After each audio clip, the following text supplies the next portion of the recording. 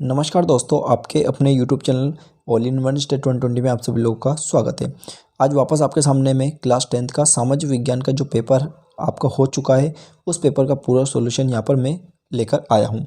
इस वीडियो के माध्यम से आपके जितने भी क्वेश्चन करके आए हैं उन सभी को मिलान कर ले, आपके कितने सही और कितने गलत हैं ये आप संतुष्टि अपने आप में कर लें।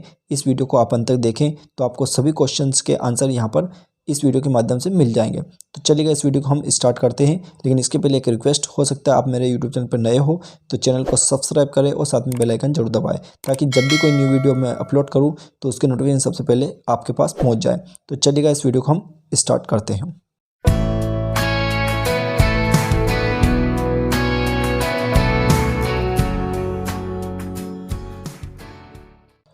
देखिएगा, सामाजिक विज्ञान का पहला क्वेश्चन आता है आपका, सही विकल्प चुनकर लिखिए। सही विकल्प चुनकर लिखिए, ये आपका है 6 नंबर का। 6 सही विकल्प चुनकर लिखिए। इसमें आएगा पहला नंबर का, पहले में क्या लिखा है, पहले नंबर का पढ़ लेते हैं। फ्रेडरिक सार्यू कलाकार थे। तो 4 विकल्प हमारे सामने दिए, तो इसका सही आंसर है आपका फ्रांस। कहाँ के कलाकार थे? फ्रांस के कलाकार थे। ठीक है, अब इसी प्रकार सेकंड नंबर का हम देख लेते हैं क्या है। देखिए, सेकंड नंबर पर लिखा है हमारा, प्रथम विश्व युद्ध आरंभ हुआ था। तो प्रथम विश्व युद्ध कब आरंभ हुआ था? तो 4 विकल्प हमारे सामने है, इसमें से आपका 10 नंबर का बिल्कुल राइट, यानी 1914 ईस्वी में प्रथम विश्व युद्ध आरंभ हुआ था या प्रारंभ हुआ था। ठीक है, इसके बाद देखते हैं नेक्स्ट क्वेश्चन। नेक्स्ट लिखा है 30 नंबर पर। 30 नंबर पर लिखा है, मुंबई में प्रथम कपड़ा मिल स्थापित हुआ था, यानी कौन से सन में हुआ था? ठीक है, तो इसमें भी 4 विकल्प दिए, तो इसमें पहला अ नंबर का बिल्कुल राइट आंसर है, 1554 ईस्वी में हुआ था। ठीक है, इसके बाद फिर अगला देख ले, 14 नंबर का लिखा है, प्रोजेक्ट टाइगर योजना प्रारंभ हुई थी। तो प्रोजेक्ट टाइगर योजना जो है वो कब प्रारंभ हुई थी? 4 विकल्प हमारे सामने, इसमें सही आपका है स नंबर का बिल्कुल राइट आंसर, यानी 1973 ईस्वी में प्रोजेक्ट टाइगर योजना प्रारंभ हुई थी। ठीक है, चलिएगा बढ़ते नेक्स्ट क्वेश्चन की ओर। अगला है हमारे 5वें नंबर का, एक उद्योग जो चूना पत्थर को कच्चे माल के रूप में प्रयुक्त करता है। ये बहुत ही वेरी इंपॉर्टेंट विकल्प था, जो कि आपका प्री बोर्ड एग्ज़ाम में भी आया था, और यहाँ पर जो मैंने मॉडल पेपर डाला था उसमें भी ये विकल्प आपके 100% ये क्वेश्चन बिल्कुल उसमें था। तो ये क्वेश्चन तो आप बिल्कुल अच्छे से करके आ गए होंगे। यदि आपने मेरा जो सामाजिक विज्ञान का जो मॉडल पेपर डाला था, अगर उसको देखा हो, उसको पढ़ा हो, तो निश्चित तौर पर उसमें बहुत सारे क्वेश्चन इसमें फंसे हुए। तो ये विकल्प उसका था, तो इसका सही आंसर था आपका सीमेंट, बिल्कुल राइट आंसर था इसका। ठीक है, इसके बाद में अगला है छठा, बहुजन समाज पार्टी के संस्थापक थे। तो इसका सही आंसर आपका काशीराम। कौन थे? काशीराम। ठीक है, फिर देखते हैं हम अगला क्वेश्चन। अगला आता है सेकंड नंबर क्वेश्चन, रिक्त स्थानों की पूर्ति कीजिए। इसमें पहला खालिस्तान है हमारे पास, फ्रांसीसी कलाकार फ्रेडरिक सार्यू ने खालिस्तान चित्रों की एक श्रृंखला बनाई थी। तो कितने चित्रों की एक श्रृंखला बनाई थी? तो इसमें लिखा है, पेंसिल से हो सकता है आपको नहीं दिख रहा था, देखिएगा मैं लिख देता हूँ। तो यहाँ पर लिखना था आपको 4। क्या लिखना था आपको? 4, बस ये आपका आंसर। ठीक है, और आप चाहें तो गिनती में भी लिख सकते हैं, ऐसे करके कि 4 ऐसा भी लिख सकते हैं, कोई दिक्कत नहीं। सेकंड देख लेते हैं। सेकंड लिखा है हमारे पास, श्रीलंका में गृह युद्ध की समाप्ति वर्ष में हुई थी, यानी श्रीलंका में गृह युद्ध की समाप्ति कब हुई थी? तो हुई थी 2009। जिसमें लिखा है, नहीं दिखा है तो मैं लिख देता हूँ 2009। क्या लिखेंगे हम? 2009 यहाँ पर हमारा आ जाएगा, है ना। अगला देख लेते हैं, नेपाल की राजधानी खालिस्तान है। तो नेपाल की राजधानी कहाँ है? काठमांडू। कहाँ है? काठमांडू। कैसे लिखना था आपको? ऐसे लिख के आना था, बहुत सारे स्टूडेंट हैं जिनको नहीं लिखना आया, तो काठमांडू ऐसे लिखना था आपको। ठीक है, यूँ करके ऐसे, ये काठमांडू, है ना, ये बिल्कुल राइट आंसर। फिर अगला देख लेते हैं। अगला है, एक प्रजातांत्रिक सरकार खालिस्तान के प्रति उत्तरदायित होती है। तो ये जो आपका खालिस्तान है, इसमें बहुत सारे बच्चे अलग अलग तरीके से करके आए, लेकिन इसमें सही आंसर अगर देखा जाए तो जनता बिल्कुल राइट आंसर। क्या रहेगा इसमें? जनता। क्या लिखिए हम यहाँ पर? जनता। ये बिल्कुल सही है। बहुत सारे बच्चे इसको प्रजातंत्र भी लिख के आए, बहुत सारे लोकतंत्र भी लिख के आए, लेकिन प्रजातंत्र तो खैर इसमें दिया ही था, तो प्रजातंत्र तो आना ही नहीं था। तो इसमें आना था एक प्रजातांत्रिक सरकार, यानी सरकार जो किसके प्रति उत्तरदायित्व, यानी किसका सबसे ज़्यादा ध्यान देती है? तो जनता का। और जनता क्या करती है? लोकतंत्र के माध्यम से सरकार को चुनती है। ठीक है, तो इसलिए इसमें सही आंसर क्या होगा आपका? जनता। फिर देखते हैं आगे। अगला लिखा है 5वें नंबर का, सांप्रदायिकता खालिस्तान के मार्ग में एक मुख्य बाधा है। इसमें बहुत सारे बच्चे कंफ्यूज थे और ये कहीं ना कहीं मिस्टेक करके आए बहुत सारे बच्चे। तो किसी ने यहाँ पर क्या लिखा, किसी ने क्या लिखा, तो किसी बच्चों ने, मतलब जैसे कि मैंने पेपर देखा है, मैंने कई बच्चों से पूछा है, तो बहुत सारे बच्चे लोकतंत्र लिख के आए, बहुत सारे बच्चे विकास लिख के आए कि विकास के मार्ग में एक मुख्य बाधा है। लेकिन अगर सही रूप से अगर देखा जाए तो इसमें सही आंसर है आपका राष्ट्रीय एकता। क्या आएगा इसका सही आंसर? राष्ट्रीय एकता। मैं आपको लिख कर बता रहा हूँ कि आपको ये लिख के आना था, ये बिल्कुल राइट आंसर था। क्या लिखना था? राष्ट्रीय एकता। ये मैंने लिखा राष्ट्रीय एकता, ऐसा लिखना था आपको, ये बिल्कुल सही आंसर था। बहुत सारे बच्चे इसको लोकतंत्र भी लिख के आए, बहुत सारे विकास भी लिख के आए, लेकिन सबसे सही अगर देखा जाए तो राष्ट्रीय एकता है। अगर विकास लिखे तो वो तो कॉपी चेक करने वाले के ऊपर डिपेंड करता है कि वो विकास को सही माने या राष्ट्रीय एकता, पर मैं कहता हूँ 101% राष्ट्रीय एकता बिल्कुल करेक्ट आंसर है। ठीक है, फिर देख लेते हैं अगला। अगला लिखा है भारत में सर्वाधिक साक्षर वाला राज्य। ये क्वेश्चन प्री बोर्ड एग्जाम में भी आया था, जो कि मैंने पेपर के माध्यम से सोल्व किया था, और उसके बाद में जो हमने मॉडल पेपर पढ़ा था उसमें भी ये क्वेश्चन था, और ये बिल्कुल सिंपल था। और मैंने आपसे बोला था जब उसी पेपर में पढ़ाया था कि ये वाला क्वेश्चन जो बड़ी बड़ी एग्जाम में पूछा जाता है, तो इसका सही आंसर था केरल। बिल्कुल सभी बच्चे बिल्कुल सही करके आए हैं इसको, ये केरल है ना, बिल्कुल आसान और बिल्कुल सरल था, और ये आपको हमेशा याद रखना है। यानी भारत में सर्वाधिक साक्षर वाला राज्य कौन सा है? केरल है। इसके बाद अगला देख लेते हैं। अगला है भारत में खालिस्तान अनुपात में श्रमिक असंगठित क्षेत्र में काम कर रहे हैं। तो यहाँ पर एक बात ध्यान देने वाली है, उनने पूछा अनुपात में। बहुत सारे बच्चे अलग अलग टाइप से आंसर लिख के आए, तो बहुत सारे बच्चों ने 70% भी लिखा, तो मेरे ख्याल से 70% गलत है, क्योंकि यहाँ पर अनुपात में पूछा है। तो अनुपात में पूछा तो हमें लिखना था 3/4। 3/4 बिल्कुल राइट आंसर, क्योंकि 3/4 मतलब अनुपात में बताना था, ना कि प्रतिशत में बताना था। अगर वो यूँ कहते भारत में कितने प्रतिशत में श्रमिक असंगठित क्षेत्र में काम करे, तो अपन लिखेंगे 70%, बिल्कुल फिर राइट आंसर हो जाता है। लेकिन अनुपात में पूछा तो हम क्या लिख देंगे इसको? 3/4, ये करेक्ट आंसर है हमारा, है ना। चलिएगा देखते हैं नेक्स्ट क्वेश्चन। देखिए अगला क्वेश्चन है सही जोड़ी मिलाई। ये क्वेश्चन सबसे बेस्ट क्वेश्चन है, अभी से अभी तक के जितने भी पेपर हुए हैं उसमें सबसे बेस्ट क्वेश्चन ये है, क्योंकि सही जोड़ी बनाई है। सही जोड़ी बिल्कुल आसान और बिल्कुल सरल जोड़ी थी, जिसको बच्चों ने सभी ने मिला दिया, और मेरे ख्याल से सभी बच्चे बिल्कुल राइट करके आए। तो जोड़ी में एक सबसे मेन खासियत बात थी, इसमें नंबर आप डाल लें कि जैसे 1 2 3 4 5 और 6। इसका मतलब ये हो जाता है कि हम अगर देखें तो पहले को लास्ट वाले से मिला देंगे, ठीक है, सेकंड वाले को इस 5वें नंबर से मिला देंगे, थर्ड वाले को 4th नंबर से मिला देंगे, और इधर 4th नंबर को 3 वाले नंबर से मिला देंगे, और इधर देखा जाए तो 5th नंबर को 2nd नंबर से मिला देंगे, और इधर लास्ट में अगर देखा जाए 6th नंबर को हम 1st नंबर से मिला देंगे। यानी इस टाइप से आपकी जोड़ी बिल्कुल कंप्लीट है। जैसे वंदे मातरम यानी बंकिम चंद्र चट्टोपाध्याय, फिर हिंद स्वराज मतलब महात्मा गांधी, गुलामगिरी मतलब ज्योतिबा फूले, ठीक, फिर प्रेम कानून की पुनर्समीक्षा, इसको मिलाना था आपको गवर्नर जनरल बेंटिंक।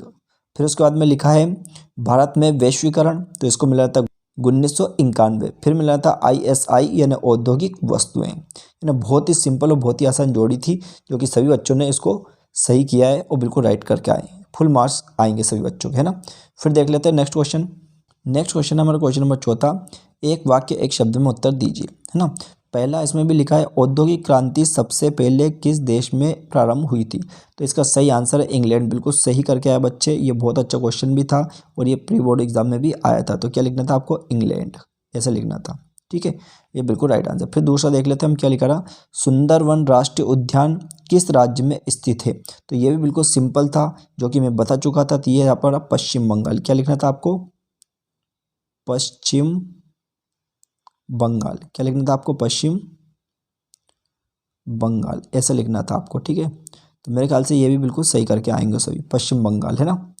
इसके बाद फिर अगला देख लेते हैं। अगला लिखा है मेरे पास, बांधों को आधुनिक भारत के मंदिर किसने कहा था, तो ये कहा था पंडित जवाहरलाल नेहरू। तो इसमें आपको लिख के आना था पंडित, है ना, ये पंडित जवाहरलाल नेहरू। क्या लिखना था? जवाहर लाल और नेहरू, ये आपको लिखना था, ठीक है, ऐसे लिखना था।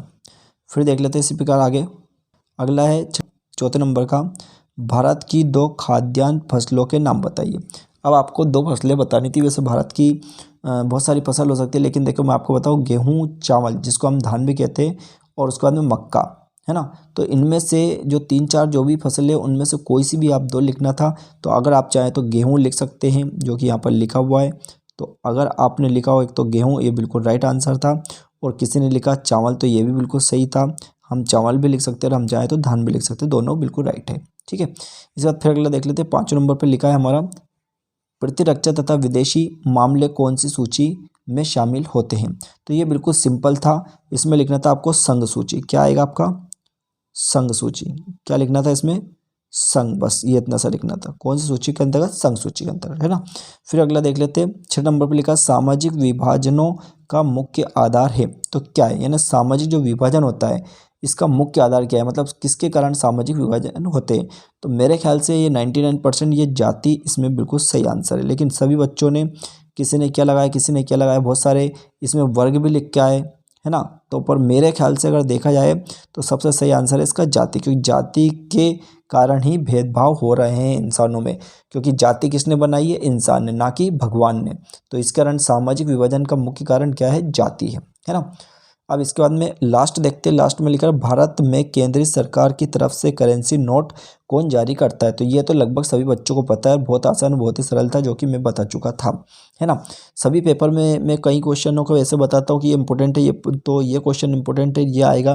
तो उन क्वेश्चनों पर यदि बच्चों ने ध्यान दिया होगा तो निश्चित तौर पर आपने ऐसा इसका आंसर लिख दिया होगा। तो इसका सही आंसर है हमारा RBI।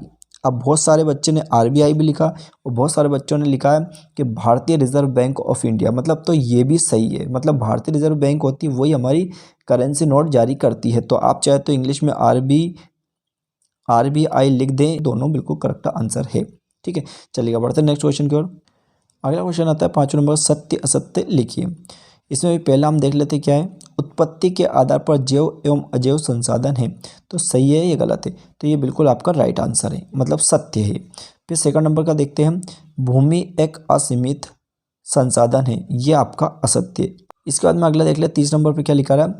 एंथ्रेसाइट एक सर्वोत्तम कोयला है। तो ये बिल्कुल आपका सही है, राइट है ये। इसके बाद फिर अगला देख लेते हैं हम, चौथा क्या है। बंदरगाह जल एवं थल के मिलन स्थल होते हैं, ये सत्य का सत्य, तो ये बिल्कुल सही है। फिर अगला देखते हैं 5वें नंबर का। यूरोपीय संघ का मुख्यालय ब्रुसेल्स है। तो ये भी आपका बिल्कुल राइट आंसर है, सही है। इसके बाद में अगला देखते हैं। लैंगिक असमानता का आधार स्त्री व पुरुष की जैविक बनावट है। तो ये आपका असत्य है। फिर देख लेते हैं अगला क्वेश्चन। अगला क्वेश्चन लिखा है औद्योगिक उत्पादन से क्या आशा है, और अथवा करके यहाँ पर एक क्वेश्चन दिया था। जमशेद जी जीजो भोवे कौन थे? तो ये मैंने IMP क्वेश्चन बताया था, उसमें से ये क्वेश्चन बिल्कुल आ चुका है। और औद्योगिक उत्पादन से आपके समझते ये भी बिल्कुल सिंपल था, जो कि मैं बता चुका था। यानी कहीं ना कहीं जो मैंने इंपॉर्टेंट क्वेश्चन का जो पेपर निकाला था उनमें से बहुत सारे क्वेश्चन फंसे हुए हैं। बहुत सारे क्या मान लो 99% उसी में से आया है। फिर देखते आगे। अगला क्वेश्चन है आपका, गाथा गीत से क्या आशा है, और इसी के अथवा में एक क्वेश्चन और दिया है, प्लाटेन से क्या आशा है। तो ये क्वेश्चन बिल्कुल IMP मैंने बताया था, जो कि क्वेश्चन आ चुका है। यानी बिल्कुल IMP जो क्वेश्चन बताए थे, क्वेश्चन आए, प्री बोर्ड एग्जाम में भी इस टाइप क्वेश्चन आया था, और मैंने जो मॉडल पेपर निकाला था उसमें भी ये क्वेश्चन आया था। ठीक है, इसके बाद अगला क्वेश्चन है 8वां, मृदा अपरदन से क्या तात्पर्य। तो ये क्वेश्चन भी IMP मैंने बताया था, जो कि आ चुका है। और इसके अथवा में फिर एक क्वेश्चन है, बांगर क्या है। ये भी बिल्कुल IMP वेरी वेरी इंपॉर्टेंट बताया था, जो कि आ चुका है। यानी इस प्रकार ये दोनों क्वेश्चन फंस चुके हैं। इसके बाद में अगला क्वेश्चन, नवा अभ्यारण्य किसे कहते हैं। तो ये भी मैंने IMP क्वेश्चन बताया था, जो कि आ चुका है। और फिर अथवा में इसी प्रकार केंद्रीय वन आयोग क्या है। तो ये भी IMP क्वेश्चन था, जो कि आ चुका है। फिर देख लेते हैं आगे। अगला क्वेश्चन था हमारा, नगद एवं व्यापारिक फसलों से क्या आशा है। तो ये क्वेश्चन बिल्कुल IMP बताया था, बट इसके अथवा में जो दिया है, जूट को सुनहरा रेशा क्यों कहा जाता है, ये वेरी वेरी IMP बताया था, ये क्वेश्चन आ चुका है। यानी सामाजिक विज्ञान का पेपर हमारी कोचिंग पे जितने बच्चे थे उन सभी का लगभग बहुत ही अच्छा पेपर रहा है, कि उनको सब क्वेश्चन याद थे, जो बताए थे उसी में से पूरे पूरे आ चुके थे, है ना। इसके बाद अगला क्वेश्चन था, समरूप समाज से क्या आशा है। तो जो कि हमने IMP बताया था, ये क्वेश्चन आ चुका है। और इसके अथवा में था अश्वेत शक्ति आंदोलन, तो ये भी हमने बताया था, जो कि आ चुका है ना। इसके बाद अगला देखते हैं, लोकतंत्र में निर्णय लेने में देरी के कारण लिखिए। तो ये क्वेश्चन भी हमने बताया था। और इसके अथवा में लिखा रहा, आर्थिक विकास किस कारक पर निर्भर करता है। तो ये क्वेश्चन भी हमने बताया था। यानी जितने भी क्वेश्चन हमने बताए थे वो सभी क्वेश्चन यहाँ पर पेपर में आ चुके हैं। अगला क्वेश्चन देख लेते हैं हम। अगला क्वेश्चन था, मुद्रा क्या है। तो ये बिल्कुल IMP क्वेश्चन बताया था, बिल्कुल 100% के क्वेश्चन आएगा था, आ चुका है। फिर इसके अथवा में लिखा था, विकास के लिए ऋण की भूमिका लिखिए। तो ये क्वेश्चन भी हमने IMP बोला था। इसके बाद में अगला क्वेश्चन है, वैश्वीकरण क्या है। तो ये बिल्कुल IMP था, जो आ चुका है। अथवा करके फिर क्वेश्चन दिया था बहुराष्ट्रीय कंपनियों से क्या आशय, तो ये भी हमने बताया था जो कि आ चुका है। फिर इसके बाद में देखते हैं काला बाजारी से क्या आशय, ये बिल्कुल इंपॉर्टेंट हो जो कि बहुत अच्छे तरीके से मैंने समझाया था जो कि आ चुका है। और इसी के अथवा में यहाँ एक क्वेश्चन और था, सूचना का अधिकार किसे कहते हैं, ये भी बहुत ही अच्छे तरीके से मैंने समझाया था, काफ़ी बेस्ट ये क्वेश्चन था जो कि हमने बिल्कुल IMP बताए थे, यानी कोचिंग पे पूरे IMP बताए थे जो पूरे आ चुके हैं। फिर आगे देख लेते हैं अगला क्वेश्चन हमारा, स्टेपलर्स, फुलर्स तथा कॉर्डिंग से क्या आशा है। तो ये क्वेश्चन जरूर हमें कहीं ना कहीं कन्फ्यूज़न था, पर फिर भी एक बार इसको पहले बता चुके थे, हो सकता है अभी नहीं बताया लेकिन पहले हमने जब पढ़ाया था उस समय जब बताया था। इसके बाद में अथवा में एक क्वेश्चन और था कि 1840 के दशक में के बाद रोजगार की स्थिति का विश्लेषण कीजिए, थी ये क्वेश्चन हमने बिल्कुल IMP बता दिया था। तो ये हमने पहले बताया था और ये अभी बाद में बताया था, कहीं ना कहीं ये क्वेश्चन हमारा फंस चुका है। तो कहीं ना कहीं बच्चे बिल्कुल कंफ्यूजन ना हुए और क्वेश्चनों को अच्छे से करके आए। फिर अगला क्वेश्चन देख लेते हैं क्या लिखा है, हमें खनिजों के संरक्षण की आवश्यकता क्यों होती है, तो ये क्वेश्चन हमने बिल्कुल IMP बताया था जो आ चुका है। फिर अथवा में था ऊर्जा के परंपरागत साधनों को उदाहरण सहित लिखिए, तो ये क्वेश्चन भी बिल्कुल IMP बताया था जो कि परीक्षा में आ चुका है। इसके बाद अगला क्वेश्चन था आधारभूत उद्योग से क्या आशय, उदाहरण सहित लिखिए, तो ये क्वेश्चन भी बिल्कुल IMP क्वेश्चन बताया था। और अथवा में दिया है जल प्रदूषण को नियंत्रित करने के कोई 3 उपाय, तो ये तो क्वेश्चन बिल्कुल वेरी सिंपल है जो पहले बता चुके थे, तो कहीं ना कहीं ये क्वेश्चन बिल्कुल आसान और सरल था। फिर देखते हैं आगे अगला क्वेश्चन है हमारा क्वेश्चन नंबर 19वां, राजनीतिक दल से क्या आशय है, तो ये बिल्कुल IMP क्वेश्चन था जो हमने बताया था वही आया। अथवा में देख लेते हैं क्या है, राजनीतिक दल की कोई 3 विशेषता मैंने बोला था, विशेषता वाला क्वेश्चन एक निश्चित आएगा तो वो आ चुका है बिल्कुल। इसके बाद में दिए गए भारत के मानचित्र में अभ्रक तथा मैग्नीशियम के क्षेत्रों को दर्शाए, तो ये वाला क्वेश्चन हमने कम करवाया था यानी क्योंकि इसके अथवा में जो क्वेश्चन आया वो जरूर हमने बता दिया, मानचित्र वाला बिल्कुल बताया था क्योंकि ये दोनों में से अथवा में आता है तो हमने एक छुड़वा दिया था कि ये आपको करने की जरूरत नहीं और ये वाला करना। तो इसके अथवा में जो क्वेश्चन लिखा है उस क्वेश्चन को हम देख लेते हैं क्या था और वो क्वेश्चन हमने बताया था पक्का। देखिए इसके अथवा में था भारत के मानचित्र की ऊर्जा के परंपरागत स्रोतों के क्षेत्र दर्शाइए, तो ये रानीगंज ये बिल्कुल बताया था, ये कोरबा बताया था, विजयपुरी, सोनीपत, मतलब कहने का मतलब ये थे ये पूरे हमने बताए थे। इसके बाद अगला क्वेश्चन है 21वें नंबर का, असहयोग आंदोलन के कोई 4 कारण लिखिए, तो ये क्वेश्चन भी बिल्कुल IMP था जो कि हम बता चुके थे। और फिर इसी अथवा में दे रखा इसी में अथवा में दे रखा सविनय अवज्ञा आंदोलन का वर्णन कीजिए, तो बिल्कुल ये IMP क्वेश्चन बताया था सविनय अवज्ञा आंदोलन, तो ये आ चुका है। इसके बाद 22वां नंबर क्वेश्चन है लोकतंत्र की सफलता में बाधक किन्हीं 4 तत्वों को लिखिए, तो 4 तत्व हम बता चुके थे। और इसी में अथवा में एक क्वेश्चन है लोकतंत्र की बाधाओं को दूर करने के कोई 4 उपाय, तो ये उपाय वाला क्वेश्चन भी हमने बताया था। यानी अभी से अभी तक तो एक भी क्वेश्चन ऐसा नहीं कि जो हमने नहीं बताया था, और अगर जो नहीं बताया तो उसके अथवा में दूसरा बिल्कुल सरल था जो हम बता चुके थे। फिर देख लेते हैं आगे इस पेपर का लास्ट क्वेश्चन नंबर 23वां, उपभोक्ता जागरूकता का महत्व 4 बिंदुओं में लिखिए, तो ये महत्व हमने बताया था बिल्कुल IMP बताया था उपभोक्ता वाला या उपभोक्ता जागरूकता आप क्या समझते हैं इस टाइप से क्वेश्चन बोला था, बिल्कुल वो आना था और ये आ चुका है। फिर अथवा में क्वेश्चन दिया उन्होंने उपभोक्ता शोषण के 4 बिंदु, तो ये बिल्कुल आसान तरीके से उपभोक्ता शोषण किस प्रकार उपभोक्ता को शोषण किया जाता है, तो ये बिल्कुल आसान तरीके से लिख सकते हैं, तो ये भी मैंने बताया था बहुत अच्छे तरीके से समझाया था। यानी इस प्रकार सामाजिक विज्ञान में आउट ऑफ एक भी क्वेश्चन हमारी कोचिंग से बाहर नहीं गया, यानी कोचिंग पे जो भी मैंने बताया था वो पूरे क्वेश्चंस सामाजिक विज्ञान में फंसे हुए हैं। तो मुझे विश्वास है कि हमारे स्टूडेंट के काफ़ी अच्छे नंबर आएंगे, और मुझे विश्वास है कि जिसने मेरे चैनल के माध्यम से पढ़ाई की है या जो मैंने इंपॉर्टेंट पेपर निकाला था मॉडल पेपर उस पेपर में या प्री बोर्ड एग्जाम के पेपर में जो सॉल्यूशन मैंने बताया था उसके माध्यम से किसी ने तैयारी करी हो तो निश्चित तौर पर कम से कम 60 से 70% मार्क्स निश्चित लेकर आएगा, ऐसी मेरी आशा है। और मैं आगे यही आशा करता रहूँगा कि आपके अच्छे से पेपर जाए। तो आई होप आपको ये वीडियो पसंद आएगा। यदि आपको वीडियो अच्छा लगा तो इस वीडियो को ज़्यादा अपने दोस्तों के साथ शेयर करें, और इसी टाइप के इंपॉर्टेंट क्वेश्चन के वीडियोस पाने के लिए हमारे यूट्यूब चैनल पर बने रहिए। पूरा वीडियो देखने के लिए थैंक यू सो मच।